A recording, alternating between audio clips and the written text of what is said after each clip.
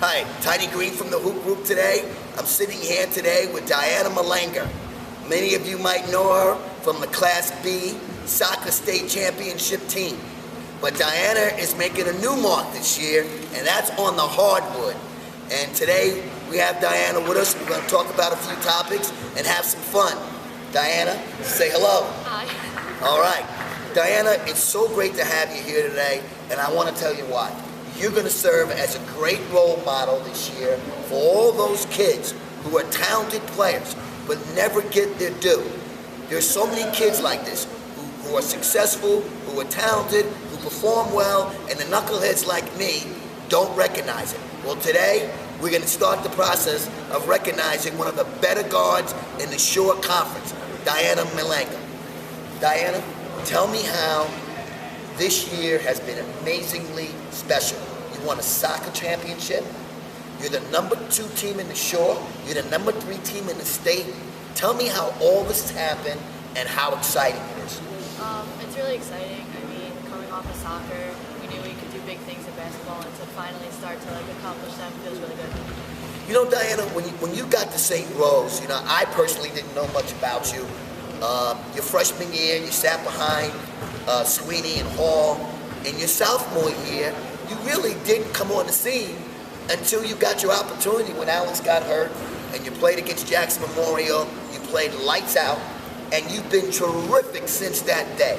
Tell me, one, how you had the patience to wait your turn, and tell me how all that has played into this fantastic year you're having this year. Practice, I just kept working hard. I knew my chance would eventually come. I mean, I was behind great guards, so there wasn't really anything I could complain about. And then once I finally got my chance, I knew I had to step up and perform. You know, Dana, a lot of kids are in your shoes.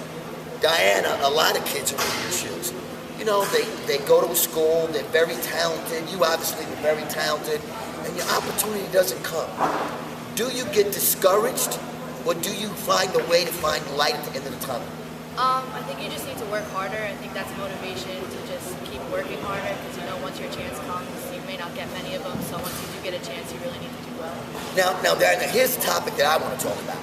Look, when you do get your opportunity like you did, and you perform, you have 20-point games, you're helping St. Rose become a top team in the state, and you get no recognition or very little recognition. Let's be honest. You got Casey Chambers, you got Sam Clark, you got a lot of good players on that team, and you're playing great, but nobody is saying the name Diana Malanga every day. How does that affect you? Well, when you're surrounded by great players, you really can't do anything about it. I don't think it's really that big of a deal. You just need to keep going out, and eventually someone's going to recognize you. I mean. Well, somebody's definitely recognized you now, because let's be honest, your performance against Red Bank was unbelievable. Your performance against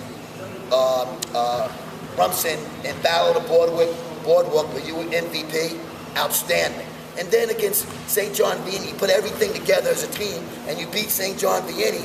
And that might be the best run any team has had in this conference in God knows how many years. So it's all come to a head for you, and it's wonderful.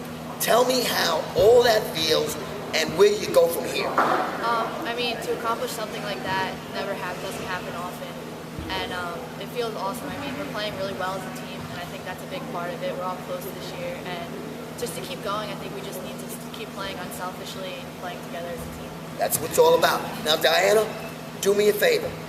Tell me what you could say to kids who were like you, who were playing, didn't get their opportunity, then got their opportunity, then became successful, and they're still under the radar. You were lucky enough now to break out. If a college coach sees you play, they have got to be interested. Tell me what you could say to other kids that may inspire them to become another Diana Malanga. Just never give up, and once you do get your shot, don't go out and be nervous. Just play like you know how to play. You're good enough, and just keep going for it. Well, folks, that's going to do it for my little talk with Diana, but I want to tell you something. She's a role model for all those kids who think they're forgotten, for all those kids who maybe don't get the credit that's coming their way, for all those kids who are under the radar. Use Diana Malanga as a role model. For all the college coaches out there, remember, there's more Diana Malangas out there. There's kids who are talented, who are achieving, who are not getting their due. Maybe one like this leads to another one, and we get hundreds of Diana Malangas. So, to everybody, have a great day. Diana, say goodbye. Bye. Hey, Diana, let's say goodbye to Casey Chambers. Hey, Casey. Bye, Casey Chambers. We'll see everybody next week. Tiny Green.